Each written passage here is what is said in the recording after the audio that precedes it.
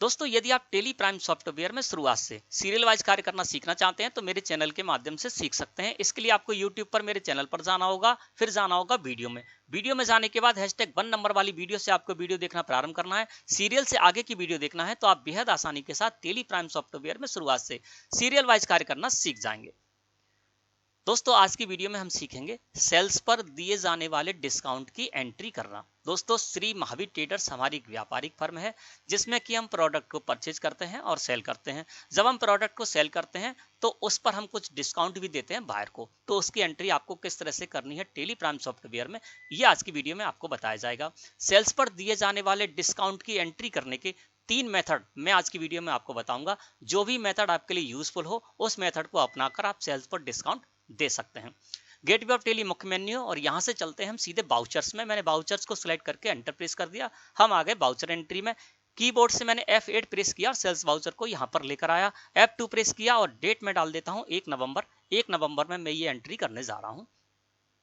अब दोस्तों सबसे पहले जानते हैं फर्स्ट मेथड में हम ये सीखेंगे कि हम सेल्स बाउचर में यहां पर जितने भी प्रोडक्ट सेल करने जा रहे हैं उन प्रोडक्ट पर अलग अलग परसेंट से डिस्काउंट देना चाहते हैं तो उसकी एंट्री कैसे करेंगे। जैसे कि मान लीजिए यहाँ पर 10 स्टॉक आइटम है जिनको कि मैं सेल करने जा रहा हूँ। किसी स्टॉक आइटम पर मैं 1%, किसी स्टॉक आइटम पर 2%, किसी के स्टॉक आइटम पर 5% डिस्काउंट देना चाहता हूँ, तो उसकी हम किस तरह से करेंगे उस एंट्री को, ठीक है ना। तो पार्टीज अकाउंट नेम में मैं जिसको सेल करने जा रहा हूँ दीपक राणा स्टोर का मैंने लेजर क्रिएट कर रखा है, वो मैंने पार्टीज अकाउंट नेम में लगा दिया। सेल्स लेजर में सेल्स का लेजर लगाया और यहाँ पर सबसे पहला जो हमारा प्रोडक्ट है अमंड्स है ना, तो मैंने नेम ऑफ आइटम में अमंड्स लिया, क्वांटिटी में डाल दिया 100, रेट है इसकी 130 रुपए पर क्वांटिटी। अब इस पर मैं 1% डिस्काउंट देना चाहता हूं। और दूसरा जो हमारा स्टॉक आइटम है जो कि मैं इसमें सेल करने जा रहा हूं वो है हमारी सुपारी, उस पर मैं 2% डिस्काउंट देना चाहता हूं। और तीसरा जो स्टॉक आइटम है जो मैं इसमें सेल करने जा रहा हूं वो है शुगर, उस पर मैं 0.5% डिस्काउंट देने जा रहा हूं, है ना। तो मैं हर प्रोडक्ट पर अलग अलग परसेंट से डिस्काउंट देना चाहता हूं। तो इसके लिए दोस्तों जब भी आपको इस तरह से डिस्काउंट देना हो आपको एक सेटिंग करनी होगी, यहीं से आपको F11 प्रेस करना होगा कीबोर्ड से। जैसे ही आप F11 प्रेस करेंगे कीबोर्ड से आप आ जाएंगे कंपनी फीचर में और इस जगह पर दोस्तों आपको एंटर प्रेस करते हुए इन्वेंट्री के अंतर्गत आ जाना है। इन्वेंट्री के अंतर्गत जब आप यहां पर आ जाएंगे तो आपको यहां पर एक फीचर मिलेगा, है ना, जिस पर लिखा होगा use discount column in invoices, है ना, इसको आपको यस कर देना है जिससे कि हमारा जो सेल्स वाउचर है उसमें डिस्काउंट का कॉलम आ जाए। तो मैंने यहाँ पर क्या किया, कॉन्फ़िगरेशन में use discount column in invoices इसको यस किया और कंट्रोल के साथ ए प्रेस करके इस स्क्रीन को एक्सेप्ट कर लिया। जैसे ही मैंने ऐसा किया दोस्तों तो देखिए यहाँ पर हमारे सेल्स वाउचर में एक अलग से कॉलम आ गया। आप देखेंगे रेट के बगल में यहाँ पर डिस्काउंट का कॉलम आ गया। अब हम इस कॉलम का यूज करके जितने भी हमारे प्रोडक्ट हैं उन प्रोडक्ट के लिए अलग अलग परसेंट से डिस्काउंट दे सकते हैं। अब मैंने एंटर प्रेस किया और इस पर मैं 1% डिस्काउंट देने जा रहा हूँ, 2% मान के चलते 2% डिस्काउंट देने जा रहा हूँ।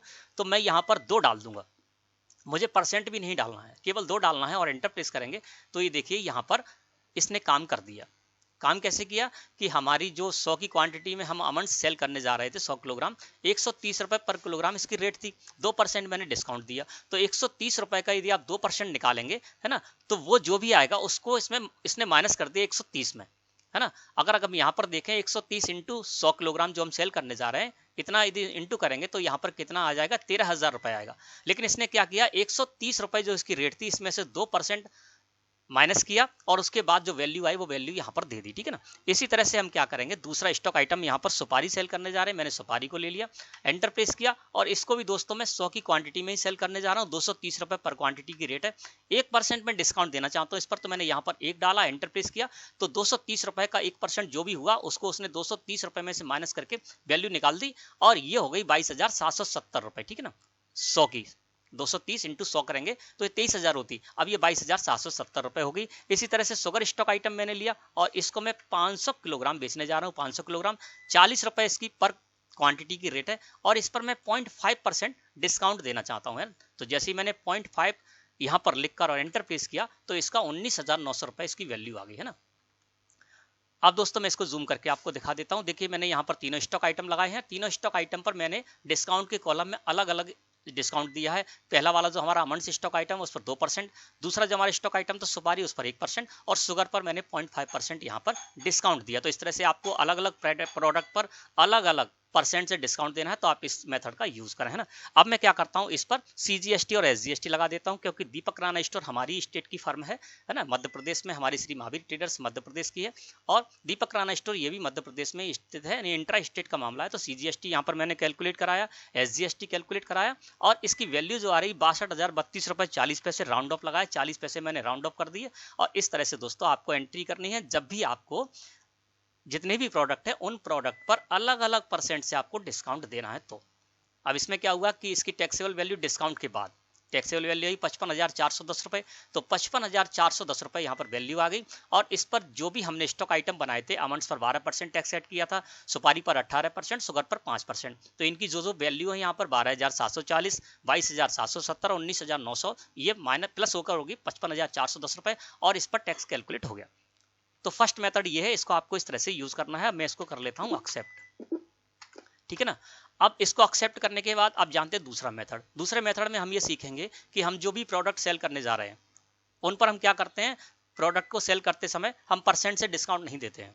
जो भी हमारे प्रोडक्ट हैं उनकी जो भी वैल्यू है, सेल करने की जो भी वैल्यू है, अमाउंट है, उस पर पहले हम टैक्स कैलकुलेट कराते हैं, उसके बाद हम फिर डिस्काउंट देते हैं ना। तो यहाँ पर फिर मैं वही पार्टी ले लेता हूँ, दीपक किराना स्टोर, और सबसे पहले अमंड्स स्टॉक आइटम लिया 100 की क्वांटिटी में, है ना। अब मुझे क्या करना है, यहाँ पर डिस्काउंट नहीं देना है, तो डिस्काउंट का कॉलम भले ही आ रहा है तो आप इसको इग्नोर कर सकते हैं, इससे आगे बढ़ सकते हैं। मुझे यहाँ पर कोई डिस्काउंट नहीं देना है तो कर्सर तो आएगा डिस्काउंट के कॉलम में, लेकिन नहीं देना है तो मैं एंटर प्रेस कर दूंगा। आप इस तरह से कर सकते हैं, क्योंकि मैं दूसरा मेथड अपनाने जा रहा हूँ। और यदि आपको डिस्काउंट का यहाँ से कॉलम हटाना है तो आप F11 प्रेस कीजिए, और जिस जगह पर हमने यस किया तो उसको नो करके और एक्सेप्ट कर लीजिए, तो ये डिस्काउंट का कॉलम जब चाहें तब आप इसको हटा सकते हैं, और आपकी पुरानी की हुई एंट्री पर कहीं कोई इफेक्ट इसका नहीं पड़ेगा, गलत इफेक्ट नहीं पड़ेगा। जो भी आप कर चुके हैं वो हो चुका, ठीक है ना। अब दूसरा जो हमारा स्टॉक आइटम है सुपारी, वो भी मैंने यहाँ पर ले लिया, इसको भी मैं 100 की क्वांटिटी में ही लेना चाहता हूँ, डिस्काउंट कोई नहीं दे रहा तो मैं आगे बढ़ गया। इसके बाद शुगर पर गए, शुगर स्टॉक आइटम को मैं 500 की क्वांटिटी में सेल करने जा रहा हूँ, 500 क्वांटिटी डाल दी, और इस पर भी मुझे कोई डिस्काउंट नहीं देना है यहाँ पर अलग अलग, तो मैं इसको डिस्काउंट के कॉलम पर आकर एंटर प्रेस कर दूंगा यहाँ। अब क्या हुआ, 56,000 रुपये इसकी वैल्यू हो गई, यहाँ पर मैंने कोई डिस्काउंट नहीं दिया। अब मैं क्या करूंगा, यहाँ पर जो वैल्यू है इस पर टैक्स कैलकुलेट करा लूंगा। ये कौन सा मेथड हम सीख रहे हैं, जिसमें कि हम क्या कर रहे हैं, जो भी प्रोडक्ट की वैल्यू है उस प्रोडक्ट की टोटल वैल्यू पर पहले हम टैक्स कैलकुलेट कराते हैं, उसके बाद हम देने जाते हैं डिस्काउंट, है ना। अब हम इस जगह पर आ गए, तो यहाँ पर 56,000 रुपये हमारी वैल्यू हुई, उस पर टैक्स कैलकुलेट हो गया पूरे 56,000 रुपये पर, जो जो परसेंट से होना था वो परसेंट से यहाँ पर अपने आप टैक्स कैलकुलेट हो गया। अब दोस्तों यहाँ पर हमको एक लेजर क्रिएट करना होगा, है ना। इस तरह से जब आप डिस्काउंट देंगे तो यहाँ से मैं अल्ट के साथ C प्रेस करके लेजर क्रिएट करता हूँ। मैं यहाँ पर नेम दे देता हूँ डिस्काउंट पेड, है ना। मैंने डिस्काउंट पेड दे दिया, यहाँ पर आप जो भी नेम देना चाहें वो आप यहाँ पर नाम दे सकते हैं, ठीक है ना। डिस्काउंट पेड दे दिया, अंडर रखेंगे दोस्तों इसको इनडायरेक्ट एक्सपेंसेस ग्रुप के, मैंने इनडायरेक्ट एक्सपेंसेस ग्रुप के इसको अंडर रख दिया। इन्वेंट्री वैल्यूज आर अफेक्टेड को नो रहने दिया, टाइप ऑफ लेजर में मैंने नॉट एप्लीकेबल कर दिया। इज GST एप्लीकेबल पर हमारा कर्सर है, तो यहाँ से मैं स्पेस की प्रेस करूंगा, इसको करूंगा एप्लीकेबिलिटी से नॉट एप्लीकेबल, है ना। एप्लीकेबिलिटी में आकर मैंने इज GST एप्लीकेबल इसको नॉट एप्लीकेबल कर दिया, सेट अल्टर GST डिटेल्स को नो रहने दिया, और include in accessible value for calculation को भी मैंने यहाँ पर नॉट एप्लीकेबल कर दिया, है ना। अब मैं इसको जूम करके आपको दिखा देता हूँ कि किस तरह से हम इसको क्रिएट कर रहे हैं। नेम में मैंने डिस्काउंट पेड डाल दिया, अंडर ये इनडायरेक्ट एक्सपेंसेस ग्रुप का रहेगा, क्योंकि ये हमारा एक्सपेंस है, हमारा खर्चा है, हमारा नुकसान है, जो भी हम डिस्काउंट दे रहे हैं वो, है ना। इन्वेंट्री वैल्यूज आर अफेक्टेड को मैंने नो रहने दिया, टाइप ऑफ लेजर को नॉट एप्लीकेबल रहने दिया, इज GST एप्लीकेबल इसको नॉट एप्लीकेबल रखा, सेट अल्टर GST डिटेल्स को मैंने नो रहने दिया, include in accessible value calculation फिर 4 को भी मैंने यहाँ पर नॉट एप्लीकेबल और उसको एक्सेप्ट कर लिया। अब इस जगह पर हम आ गए, अब यहाँ पर हमको डिस्काउंट देना है, तो यहाँ पर इस तरह से जब हम डिस्काउंट देंगे दोस्तों तो हमारी टैक्सेबल वैल्यू पर कोई फर्क नहीं पड़ेगा, 56,000 ही रहेगी। CGST SGST 3350 3350 इतना ही रहेगा, सिर्फ फर्क पड़ेगा तो इसकी जो इनवॉइस वैल्यू है जो कि यहाँ पर 62,700 रुपये दिख रही है, उसी पर सिर्फ फर्क पड़ेगा, है ना। अब मैं इस पर क्या करता हूँ, जितना भी आपको अमाउंट देना है डिस्काउंट वो आप यहाँ पर डाल सकते हैं, लेकिन आपको ध्यान रखना माइनस लगाना होगा जरूर। अगर आप माइनस नहीं लगाएंगे तो वो इनवॉइस वैल्यू को बढ़ा देगा, इंक्रीज कर देगा, है ना। तो आपको ये तो करना नहीं है, आपको तो कम करना है इसका वैल्यू, जो है इनवॉइस वैल्यू को कम करना है, क्योंकि आपको डिस्काउंट देना है। हम मान के चलते हैं हम यहाँ पर 500 रुपये का डिस्काउंट देना चाहते हैं, तो पहले हम माइनस लगाएंगे, है ना। माइनस के बाद मैंने यहाँ पर 500 लगा दिया, अभी मैंने एंटर प्रेस नहीं किया है। अब दोस्तों जैसे ही मैं एंटर प्रेस करूंगा तो 56,000 जो इसकी टैक्सेबल वैल्यू है वो उस पर कोई फर्क नहीं पड़ेगा, सीजीएसटी एसजीएसटी के अमाउंट पर भी कोई फर्क नहीं पड़ेगा, फर्क पड़ेगा सिर्फ इसकी इनवॉइस वैल्यू पर यानी टोटल वैल्यू पर, जो कि 62,700 रुपए है। जैसे ही मैं एंटर प्रेस करूंगा तो ये 62,200 रुपए हो जाएगी। अब मैंने एंटर प्रेस कर दिया तो देखिए क्या हुआ कि हमारा जो टैक्सेबल अमाउंट था वो 56,000 ही रहा। 3350 सीजीएसटी एसजीएसटी का अमाउंट पहले भी था और 500 रुपए का डिस्काउंट देने के बाद भी उतना ही रहा। सिर्फ फर्क किस पर पड़ा, इसका जो इनवॉइस वैल्यू थी, टोटल वैल्यू थी इस इनवॉइस की, वो थी 62,700 रुपए, तो वो होगी 62,500 रुपए। तो इस तरह से जब भी आपको डिस्काउंट देना हो तो आप इस तरह से कर सकते हैं, ठीक है। अब मैं यहाँ पर इसको भी एक्सेप्ट कर लेता हूँ। ये मैंने सेकंड मेथड बता दिया है ना। अब मैं बताता हूँ आपको थर्ड मेथड। थर्ड मेथड में हम क्या करेंगे दोस्तों, यहाँ पर पहले मैं ले लेता हूँ दीपक किराना स्टोर को, सेल्स लेजर में मैंने सेल्स का लेजर ले लिया, अमंस स्टॉक आइटम को मैंने यहाँ पर ले लिया, 100 की क्वांटिटी में ले रहा हूँ, है ना। अब मैं यहाँ पर वैल्यू अपने हिसाब से डाल दे रहा हूँ जिससे कि आपको अच्छे समझ में आ जाए। 40,000 रुपये मैंने इसकी वैल्यू डाल दी, टोटल वैल्यू, ठीक है ना। फिर इसके बाद मैं लेता हूँ सुपारी स्टॉक आइटम, सुपारी स्टॉक आइटम को मैंने इस जगह पर ले लिया, है ना। इसको भी 100 की क्वांटिटी में बेचने जा रहा हूँ और इसकी वैल्यू मैं कर देता हूँ 20,000 रुपये, ठीक है ना। यहाँ पर मैं कोई डिस्काउंट नहीं दे रहा हूँ, तो डिस्काउंट कॉलम को मैं ऐसे ही छोड़ता जा रहा हूँ। तीसरा हमारा स्टॉक आइटम है शुगर, मैंने शुगर को ले लिया 5%, है ना। इसको भी हम 500 की क्वांटिटी में खरीद लेता हूँ और इसकी रेट मैं ऐसे ही डाल देता हूँ कुछ भी इस जगह पर, है ना। तो इसकी मैं डाल देता हूँ 10,000 रुपये, जिससे कि आपको अच्छी तरह समझ में आ जाए, इसलिए मैं ये बता रहा हूँ, है ना। अब इसकी वैल्यू कितनी होगी, 70,000 रुपये, ठीक है ना। अब दोस्तों हमको क्या करना है यहाँ पर कि हम जो डिस्काउंट देना चाहते हैं वो डिस्काउंट हम परसेंट से एक साथ देना चाहते हैं, अलग अलग नहीं देना चाहते। हम मान लीजिए 2% सीधा सीधा डिस्काउंट देना चाहते हैं और हम ये चाहते हैं 70,000 रुपये में 2% का डिस्काउंट हो जाए और उसके बाद जो वैल्यू बचे उस पर टैक्स कैलकुलेट हो जाए। तो ये तीसरा मेथड हो गया। इसके लिए भी दोस्तों आपको एक लेजर क्रिएट करना होगा ना। कौन सा मेथड हम अपना रहे हैं कि 70,000 रुपये तो इसकी वैल्यू हो गई और इस पर हम परसेंट से या वैल्यू से देना चाहते हैं। टोटल वैल्यू यहाँ पर डाल दें, मान लीजिए हम 1,000 रुपये इस पर देना चाहते हैं डिस्काउंट, तो 1,000 रुपये इस पर माइनस कर देंगे, 69,000 रुपये पर हमारा टैक्स कैलकुलेट हो जाएगा। इस तरह से हम देना चाहते हैं। तो इसके लिए दोस्तों आपको क्या करना है, यहाँ पर अल्ट सी प्रेस करके एक अलग तरह से लेजर क्रिएट करना होगा। यहाँ पर मैं बना देता हूँ scheme and discount paid,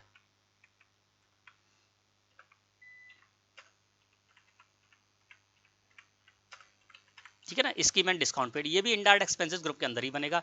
inventory values are affected को हम नो ही रखेंगे, टाइप ऑफ लेजर में नॉट एप्लीकेबल रखेंगे और इस जगह पर आ जाएंगे ना। अब हम आ गए कहाँ पर, इज जीएसटी एप्लीकेबल, इस जगह पर आ गए, है ना दोस्तों।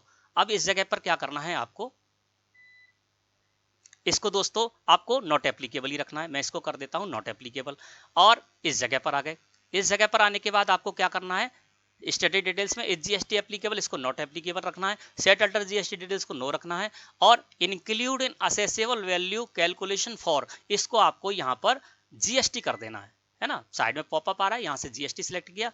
अब हमारा कर्सर है एप्रोप्रिएट टू, इसमें मैं गुड्स की बात कर रहा हूं। अगर आप सर्विसेज प्रोवाइड करते हैं तो सर्विसेज कर सकते हैं और दोनों करते हैं गुड्स और सर्विसेज दोनों, तो बोथ कर सकते हैं ना। तो मैं गुड्स के लिए इसको बना रहा हूं, तो एप्रोप्रिएट टू में मैंने गुड्स कर दिया। अब मेथड ऑफ कैलकुलेशन में हमारा कर्सर है और दो यहाँ पर पॉपअप साइड में खुलकर आया है मेथड ऑफ अप्रोप्रिएशन का, इस पर वेस्ट ऑन क्वांटिटी और वेस्ट ऑन वैल्यू, है ना। तो इसमें आपको क्या अपनाना है, यहाँ पर ये पूछा जा रहा है कि आप जो इस तरह का लेजर क्रिएट करने जा रहे हैं तो इसमें मेथड कौन सा रहेगा डिस्काउंट का। आप बेस्ड ऑन क्वांटिटी यानी क्वांटिटी के बेस पर आप कैलकुलेट कराना चाहते हैं डिस्काउंट, या फिर वैल्यू के बेस पर, है ना। तो यदि यहाँ पर दोस्तों आप क्वांटिटी कर देंगे, बेस्ड ऑन क्वांटिटी कर देंगे, तो क्या होगा कि मान लीजिए ये केवल क्वांटिटी के हिसाब से देगा। जैसे कि मान लीजिए हमारा ए स्टॉक आइटम उसकी 200 क्वांटिटी है, बी स्टॉक आइटम उसकी 100 क्वांटिटी है और सी स्टॉक आइटम की 50 क्वांटिटी है और 350 रुपये का आप डिस्काउंट देते हैं, तो क्या करेगा, ए स्टॉक आइटम में वो 200 रुपये माइनस कर देगा, बी स्टॉक आइटम में 100 रुपये माइनस कर देगा, सी स्टॉक आइटम में 50 रुपये माइनस कर देगा। उसके बाद जो वैल्यू बचेगी उस पर टैक्स कैलकुलेट करा देगा। तो ये तो होगी बेस्ड ऑन वैल्यू, है ना, यानी बेस्ड ऑन क्वांटिटी, है ना। तो जब क्वांटिटी आप यहाँ पर करेंगे, बेस्ड ऑन क्वांटिटी करेंगे, तो केवल वो क्वांटिटी देखेगा, वैल्यू से उसको कोई मतलब नहीं होगा। और यदि आप बेस्ड ऑन वैल्यू कर देंगे तो वो कैसे काम करेगा वो मैं बताता हूँ आपको, है ना। तो यदि आपको बेस्ड ऑन क्वांटिटी से हिसाब से डिस्काउंट देना है तो आप इसको कर सकते हैं। मैं बेस्ड ऑन वैल्यू रखता हूं और मैंने यहां पर बेस्ड ऑन वैल्यू किया और इसको दोस्तों कर लिया एक्सेप्ट। अब हम इस जगह पर आ गए।